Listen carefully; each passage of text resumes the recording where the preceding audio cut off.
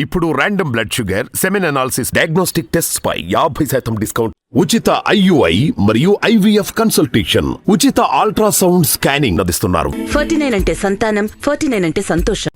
Okay, Hindupur parliament స్థానాన్ని కనుక చూస్తే 7 స్థానాల్లో 5 వైసీపీ పార్టీ ఎక్కువ హవా చూపిస్తుంది, 2 అయితే తెలుగుదేశం, జనసేన.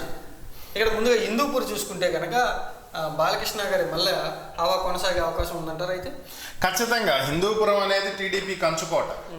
టీడీపీ ట్యాగ్ వేసి కుక్క పిల్ల నుంచోబెట్టినా గెలుస్తుంది ఆ స్థానంలో. కాబట్టి దాని గురించి పెద్దగా ఆలోచించాల్సినటువంటి అవసరం కూడా లేదు అక్కడ.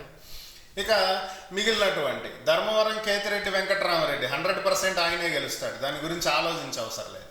ఇక రాప్తాడు, పెనుగొండ, ఇవన్నీ చూసుకున్నట్లయితే పరిటాల ఫ్యామిలీకి సంబంధించినవి. పరిటాల శ్రీరాము ధర్మవరంలో నుంచుంటాడు అనేది ఒక వాదన. కాబట్టి ఖచ్చితంగా రాప్తాడులో సునీత గారు నుంచుంటారు, ఆమె గెలిచే అవకాశాలు లేవు అక్కడ.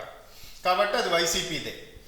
ఇక అలాగే కదిరిలో కొంత వ్యతిరేకతను ఎదుర్కొంటున్నారు, మైనారిటీలకి టికెట్ ఇవ్వాలని చూస్తున్నారు ఇక్కడ. దాని మీద డిపెండ్ అయ్యి వైసీపీ టీడీపీ విజయం అనేది డిసైడ్ అవుతుంది.